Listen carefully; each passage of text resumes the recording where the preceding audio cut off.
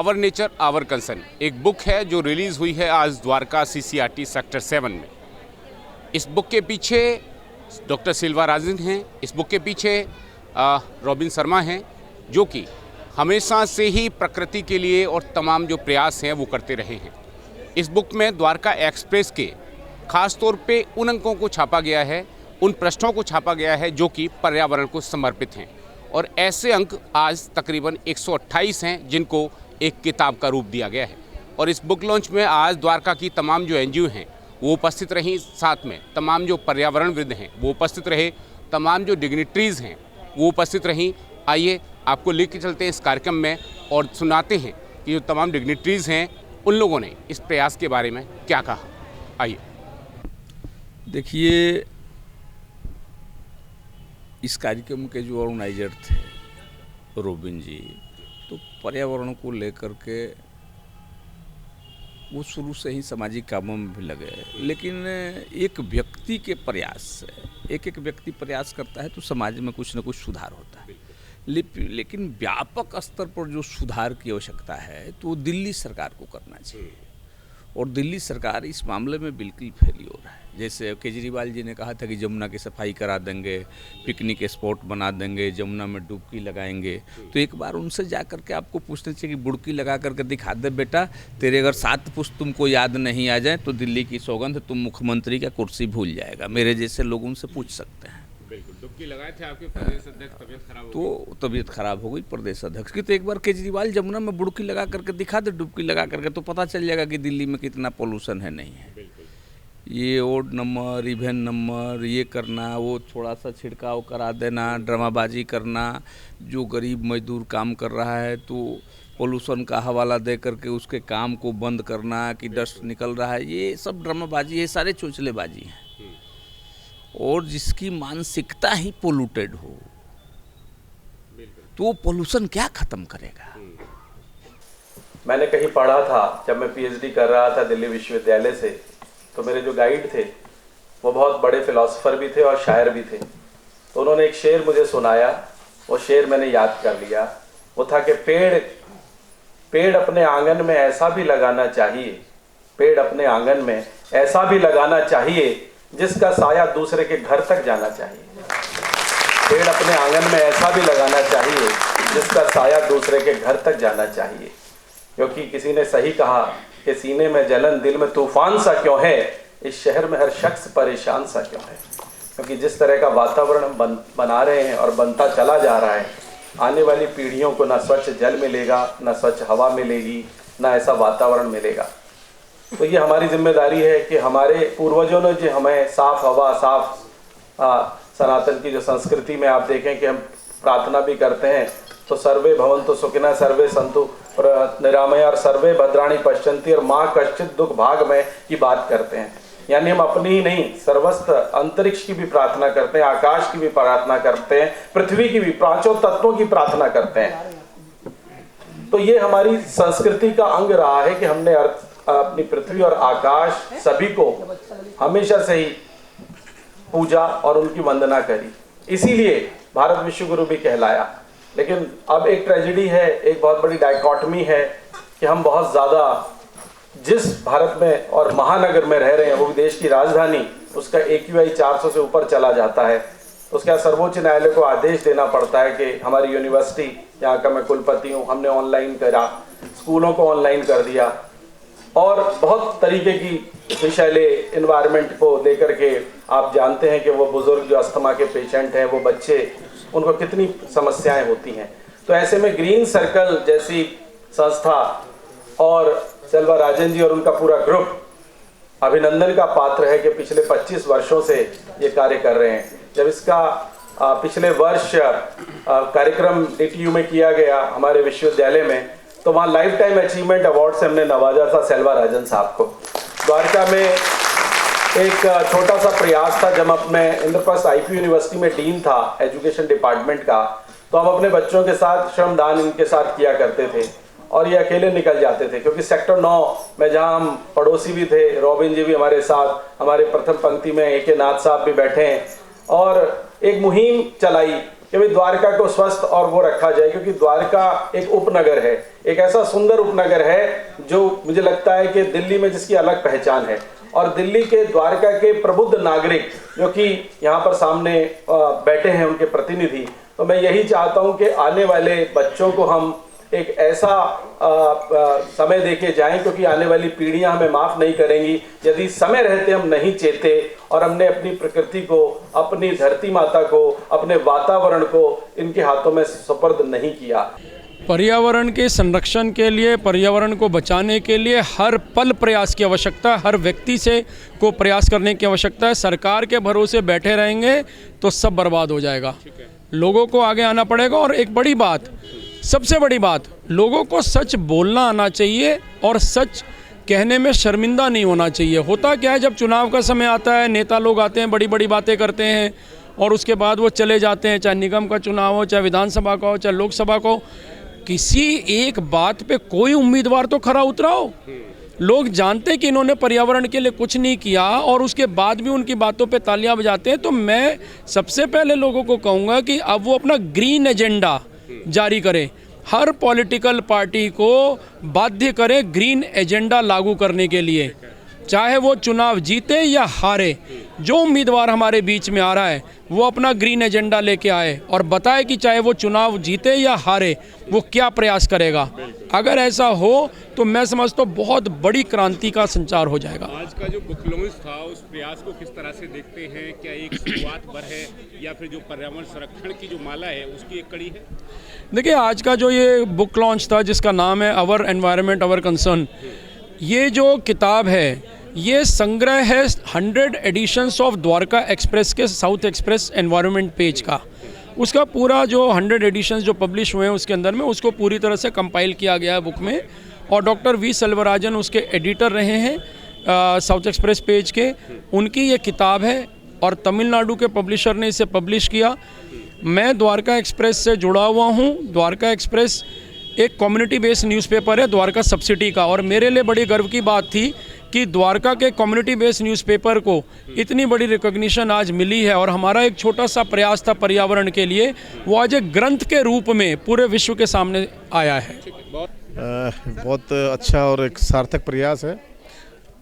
जिस प्रकार की ज़रूरतें आज के पर्यावरण को शुद्ध करने में हम लोग सब लगे हुए हैं, ग्रीन सर्कल, द्वारका एक्सप्रेस और जो भी संस्थाएं इस प्रयास में लगी हुई हैं, मैं सबको दिल से धन्यवाद देता हूं कि आज के समय की सबसे बड़ी ज़रूरत शुद्ध पर्यावरण है। और इस दिशा में जो भी प्रयास ये संस्थाएं कर रही हैं ये निश्चित रूप से साधुवाद के पात्र है। और इसका सबसे एक महत्वपूर्ण पहलू अवेयरनेस है। इतनी अवेयरनेस हम लोग फैलाएंगे, लोगों में जितना ज्ञान होगा, जितना इसके बारे में हम लोग प्रयास स्वयं से कर पाएंगे, उतना ही कारगर रहेगा। मैं इन सभी संस्थाओं को इस मंच से बधाई देता हूँ। अशोक जी, जब आज दिल्ली में सांस लेना मुश्किल है, पूरी दिल्ली जो है इस समय पोल्यूशन की चपेट में है, ऐसे में क्या इतने से प्रयास काम चल पाएगा या और ज़्यादा प्रयासों की आवश्यकता है, बड़े स्तर पर प्रयासों की आवश्यकता है? देखिए, इस अभी जो स्थिति है उसको देखते हुए तो बिल्कुल युद्ध स्तर पर काम करना पड़ेगा, लेकिन ये भी एक सत्य है कि कहीं ना कहीं से हम लोगों को प्रयास शुरू करना पड़ेगा। और इस दिशा में इन संस्थाओं का एक अच्छा प्रयास है। हम सभी जितनी हमारे NGOs हैं और जितनी हमारी स्वयंसेवी संस्थाएं हैं, सभी लोग इस दिशा में प्रयास करें और सरकारों का भी महत्वपूर्ण योगदान इसमें मिले, तो ये इस पर्यावरण की जो स्थिति है उससे जल्दी हम लोग काबू में कर पाएंगे। लेकिन कहीं ना कहीं एक सार्थक प्रयास करने की आवश्यकता थी और जिस संस्थाओं ने इस महत्व को समझा और एक सार्थक प्रयास यहाँ पर शुरू किया, तो इस सब के लिए मैं अपने सभी संस्थाओं से जुड़े प्रतिनिधियों का धन्यवाद करता हूँ। ये कम से कम इन्होंने इस समय की ज़रूरत को पहचाना। बहुत बहुत धन्यवाद। दिल्ली का पोल्यूशन AQI क्रॉस हो गया, 1000 के ऊपर क्रॉस हो गया। आपको पता है हम रेगुलरली हम फाइट कर रहे थे, और specially Dwarka is in the national network. जब भी मैं बेंगलोर में देखता हूँ, अभी आजकल मैं बेंगलोर से ग्रीन सर्कल चलाता हूँ, तो वहाँ पे मैं चैनल देखता हूँ, हमेशा पहले न्यूज़ आते हैं द्वारका के बारे में। द्वारका बिल्कुल 100% ये इनका नाम आते हैं। क्यों? बिकॉज ये मलेरिया इंस्टीट्यूट में एक मॉनिटर है, उसमें 1000 के ऊपर रीडिंग है, क्योंकि एरो फ्यूल है और ये डस्ट है, कंस्ट्रक्शन एक्टिविटी बहुत ज़्यादा। तो ये सारे immediately we have to take care of it. आज हमने एक रेजोल्यूशन पास कर दिया, उस रेजोल्यूशन में एयर क्वालिटी, गार्बेज मैनेजमेंट और grinning, this thing, park management, parking management, सब कुछ के बारे में हम डिस्कस कर रहे हैं। तो बुक लॉन्च हुआ उसके बारे में बताइए। या सर, मेरी जो बुक लॉन्च हो गया, हाँ, ये बुक लॉन्च हुआ उसके बारे में बताइए। ये बुक मेरा आज लॉन्च हुआ था, ग्रीन सर्कल से हमने लॉन्च किया है। एक्चुअली ये बुक द्वारका एक्सप्रेस में एक पेज मैं लिख रहा था हर हफ्ते, एक page 9th page Dwarka express के लिए फ्रॉम साउथ इंडिया मैं लिखता था। साउथ इंडिया में सारे 4 स्टेटों को मैं कवर करके एनवायरमेंटल पोल्यूशन के बारे में लिखता था। और इसमें not only south India news, global news also, national news also, Delhi news also मैं कवर करता था एडिटोरियल में। सो 100 के ऊपर जाने के बाद मैं रॉबिन जी, जो द्वारका एक्सप्रेस का जो फाउंडर है, उनसे बात किया था। उन्होंने मेरे को ये वर्क ऑनररी बेसिस में दिया था। तो जब मैं ये उनसे डिस्कस कर रहा था, then we were decided that we will go for a book. तो एक बुक पूरा, इसमें 100 इश्यूज़, अभी 128 हो गया पूरा, हमने जो लिखा था 128 हो गया, 100 इश्यूज़ का एक बुक बना दिया। इस बुक में सारे एनवायरनमेंट मैटर, जो भाई ग्लोबल वार्मिंग है, ग्रीन हाउस इफेक्ट है, क्लाइमेट चेंज है, गार्बेज मैनेजमेंट है, एयर पोल्यूशन है, हर चीज़ के बारे में हम इसमें डिस्कस किया चैप्टर वाइज। सो ये सबके लिए बेनिफिट होगा। इसका प्राइस है 299, बट ये जो भी इसके लिए हम कर रहे हैं, ये सारे ग्रीन सर्कल का वॉलंटरी वर्क के लिए जाएगा। ये किसी को बेनिफिट नहीं, इट्स ओनली वॉलंटरी वर्क। और इसको अमेज़ॉन में भी आज लॉन्च हो गया, तो सब लोग इसको ले सकते हैं और इसका बेनिफिट। बहुत बहुत धन्यवाद, बहुत बहुत थैंक यू वेरी मच। देखिए, बहुत स्वागत योग्य कार्यक्रम है, क्योंकि प्रकृति नेचर है तभी हम हैं, नेचर नहीं है तो नहीं। इसका जीता जाता उदाहरण है कि आज यमुना नदी को आप देखेंगे तो लगता है कि जीवन ही समाप्त हो गया। यमुना नदी ना बनकर नाला रूप ले लिया है। यमुना जी का तो कोई गलती है नहीं, इस मानव ने ही यमुना नदी को नाला बना दिया। अगर इसी तरीक़ा से पेड़ कटते जाएंगे, नदियाँ बर्बाद होती जाएगी, ग्लोबल वार्मिंग होगा, तो हमें क्या 45 डिग्री, क्या 55 डिग्री, 60 डिग्री में भी रहना पड़ेगा। और कोई भी व्यक्ति कितना एसी चला कर रहेगा गर्मी के दिनों में, ये संभव नहीं है। तो जीवन तो ऐसे ही ख़राब हो रहा है। तो मैं इस कार्यक्रम की सराहना करता हूं कि भाई रॉबिन जी ने जो कार्यक्रम रखा और इनके साथियों ने, बहुत ही स्वागत योग्य है। और हर आदमी को केवल पेड़ लगाना ही नहीं, पेड़ लगाकर उसकी सुरक्षा प्रदान करना। और जब तक छोटा पेड़ बड़ा पेड़ का रूप धारण नहीं करता, अगर एक एक व्यक्ति उस पेड़ को गोद लेंगे, तब तक जब तक वो पेड़ का रूप ना ले ले, वृक्ष को, तभी वृक्षारोपण का ये संदेश सही होगा। नहीं तो हर साल सरकारी आंकड़ों में लोगों ने क्या किया, बारिश चालू हुआ, पेड़ लगाना चालू कर दिया, लेकिन पेड़ बचते कितने हैं? लाखों साल, हर साल लाखों पेड़ लगता है। और अगर धरातल पर जाएंगे तो सूखा हुआ मिलेगा, बहुत कम पेड़ जिंदा मिलता है। तो पेड़ लगाना बहादुरी नहीं है, पेड़ को सुरक्षित रखना और उस वृक्ष को छोटे से बड़ा करने तक का जो अभियान है, ये अगर दिल्ली के लोग चलाएंगे, तभी जाकर पर्यावरण ठीक प्रकार से संचालित हो सकता है और हम लोगों का जीवन मिल सकता है। देखिए, ये मैं कहूँगा कि आज का जो प्रयास था, ये एक जागरूकता का प्रयास था। और इसमें पूरी कम्युनिटी को, कुछ 10 स्कूल आए, 10 NGO आए, इन्होंने अपना एक नेतृत्व दिया कि भाई किस तरीके से हम काम कर सकते हैं। अब रही बात इसको ग्राउंड पर इम्प्लीमेंट करने की, ये इम्प्लीमेंटेशन, ये जॉइंट एफर्ट्स होने चाहिए मेरे विचार से, जिसमें गवर्नमेंट की तरफ से भी हो और पब्लिक की तरफ से भी हो। गवर्नमेंट की तरफ से कुछ जो सुझाव हैं, एक तो रोड है, अगर रोड जो है गड्ढे की ना हो और वहाँ पर मिट्टी धूल ना उड़े, तो पहले तो रोड बना दी जाए। और दूसरे उसकी मेंटेनेंस जो है, वो स्वीपिंग की बजाय अगर मैकेनिकल स्वीपर से, मैकेनिकल जो गाड़ियाँ होती हैं, उससे कराई जाए, या पहले पानी का छिड़काव करके फिर कराया जाए, तो ये डेली सफाई का इंतज़ाम, ताकि धूल ना उड़े। दूसरी बात, गवर्नमेंट और सोसाइटी ये भी मिल के काम कर सकते हैं कि जितने हमारे पेड़ हैं, इन पर जाके धूल जम जाती है। अगर हम गवर्नमेंट भी और हम रेस्पेक्टिव सोसाइटीज़ में पब्लिक भी अपने अपने सोसाइटी के पेरीमीटर वाल के साथ जो पेड़ लगे हैं, उनकी धूल को पानी के छिड़काव से कर दें, तो इनका बचाव भी होगा, धूल इनको खाती है वो बचाव होगा। और पेड़ से जो हमारी एक्सपेक्टेशन है या जिस वजह से हम लगाते हैं कि हमारे पर्यावरण को बचाएंगे, वही काम तब होगा। तो ये जॉइंट एफर्ट्स होनी चाहिए गवर्नमेंट की और पब्लिक की, ये मेरा कहना है। Thank you. देखिए, जितने भी पॉलिटिशियन हैं कोई काम नहीं कर रहा पॉल्यूशन पर, पर्यावरण पर कोई काम नहीं कर रहा, सिर्फ बातें हैं, वादे हैं, और जितना पैसा आता है वो आता है, कहाँ चला जाता पता ही नहीं है। ये भी आपने देखा छठ पूजा पे यमुना जी का क्या बुरा हाल है, अभी तक उसमें कुछ नहीं किया इन लोगों ने। पर्यावरण के लिए ना हम सरकारों पर डिपेंड रहेंगे तो कुछ नहीं कर पाएंगे। हमें स्वयं पर्टिकुलर हर एक इंसान को इस पे स्टैंड लेना पड़ेगा, अपनी साफ़ सफाई का खुद को ध्यान रखना पड़ेगा, स्वच्छता का खुद से, पर्यावरण को लेकर खुद से लेकर चलना पड़ेगा झंडा ना, तभी जाके कुछ हो पाएगा। हम चाहें कि सरकार कर दे, कोई नेता कर दे, कोई XYZ कर दे तो पॉसिबल नहीं है, ये हमको खुद करना पड़ेगा। और ये इतना अच्छा इनिशिएटिव है बुक लॉन्च का, मतलब पर्यावरण पे इतनी जानकारी है ही नहीं लोगों में। ये मैकाले ने ऐसा सिस्टम बैठा दिया कि सब कुछ ख़त्म है, लोगों को पता ही नहीं कि कैसे अपन क्या कर सकते हैं। आज किसी को अपने घर में गमले में कोई पौधा लगाना हो छोटा सा, तो उसके लिए माली का वेट करना पड़ता है कि कोई आ जाए ये मेरा पेड़ लगा दे, जबकि पहले हमारी जो सभ्यता थी उसमें तो सब कुछ सिखाया जाता था, उसमें सब कुछ सिखाया जाता था ना। तो इसलिए ये बहुत ज़रूरी है कि हर घर तक हमको वर्कशॉप लेवल पर काम करना चाहिए। बुक्स हमको इस पर, पर्यावरण पर काफ़ी सारी बुक्स का निर्माण करना चाहिए, उसको पब्लिश करना चाहिए, हर भाषा में करना चाहिए, घर घर जाकर हमको जागरूकता फैलानी चाहिए। ये बहुत अच्छा इनिशिएटिव है और उम्मीद करते हैं आगे भी जाके चीज़ें अच्छी होंगी। Thank you, thank you, thank you. Kaushik ji, बहुत अच्छा सवाल पूछा आपने। मैं as a behalf of Dwarka से आपको जवाब देना चाहता हूँ। हमारे जो MCD के पार्क है उसमें ना तो कोई माली है, ना कोई पानी का अरेंजमेंट है, और जितने फुटपाथ हैं, रोड है, उस पर 1-1 फुट का रेत भरा हुआ है, ना कोई झाड़ू लगाने वाला उनके ऊपर, ना पानी की उसकी फुहारा करने वाली बात है। कोर्ट में कहते हैं हम फुहारा करते हैं, कुछ भी नहीं कर रहे। जो सरकारी जो काम है वो खाली पेपरों में है, पेपर के अलावा कुछ नहीं, ग्राउंड लेवल पे कोई काम नहीं हो रहा।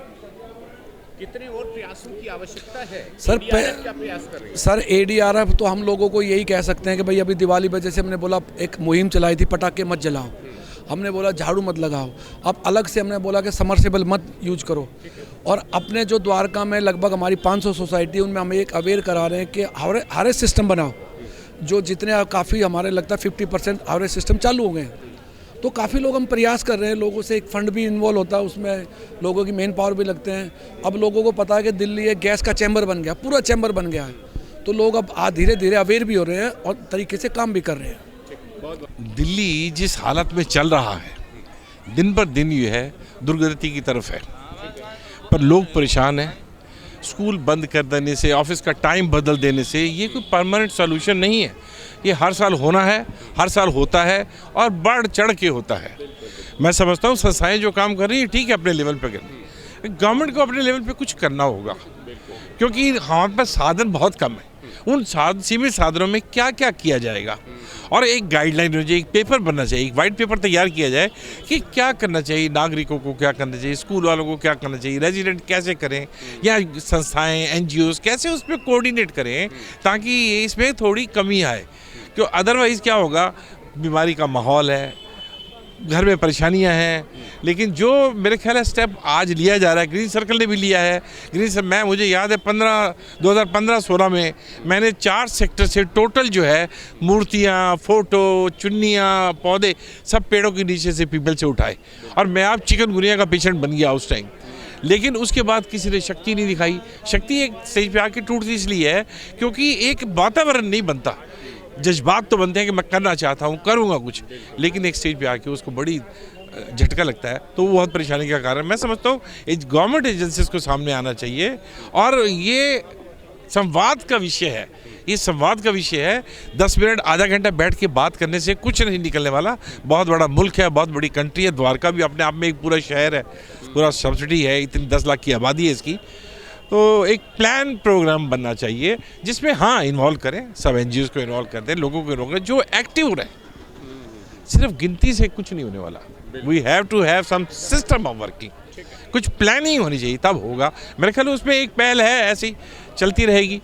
बहुत बहुत धन्यवाद। ये तो सबको ही पता है कि दिल्ली में सांस लेना बहुत दुर्भर है और सबसे ज़्यादा आवश्यकता है, और इसीलिए तो हम ऐसे अवेयर करना चाहते हैं लोगों को, और हम ग्रीन सोसाइटीज़ को भी अवार्ड दिया, और इसी तरह हमने अवेयरनेस प्रोग्राम वेगास मॉल में भी किया, और अभी हमने पीछे एक ड्राइंग कंपटीशन भी किया जिसमें उनको बच्चों को ये भी बताया गया कि कैसे हमें एनवायरनमेंट को संभालना है। और इसी तरह हमने स्लोगन्स जो आज बुलवाए बच्चों से, this was another part of in to protect environment. मैं तो सबसे पहले जो रॉबिन शर्मा जी ने का जो ये प्रयास है, रॉबिन शर्मा जी तो पारस हैं, लोहे को भी छुए तो वो सोना हो जाता है। तो जो इन्होंने प्रयास की शुरुआत करी है और जो इनिशिएटिव सिल्वा राजन जी ने लिया है, ये बहुत ही अच्छा है और ये आज की रिक्वायरमेंट है ये। और आज में अगर आप देखो तो यहाँ पे जो पोल्यूशन बढ़ रहा है और उसकी वजह से जो बीमारियाँ देख रहे हैं आप, वो कारण क्या है? ये पोल्यूशन ही है। पोल्यूशन क्या है? और पेड़ नहीं लग रहे, पेड़ कट रहे हैं, जो है उनको बचाया नहीं जा रहा। अब हमारे द्वारका में देख लीजिए, सेक्टर 6 में, सेक्टर 10 में, सेक्टर 13 में, सेक्टर 17 में, कहीं पे भी देखिए, अगर जो एक किसी ट्री की ग्रोथ होती है, अगर सही ग्रोथ करनी तो आपको टाइम पे उसकी कटिंग भी करनी है, प्रूनिंग भी करनी है, आपने सब कुछ करना है, मगर वो कुछ नहीं होता। आप कर रहे हो, उसकी रिपोर्ट एमसीडी को, एमसीडी फॉरेस्ट को भेजेगी। दोनों दिल्ली गवर्नमेंट के हैं, आपस में तालमेल नहीं है। 6-6 महीने वो पेड़ बड़े रहेंगे, फिर वो अपने बाहर से टूट जाएंगे।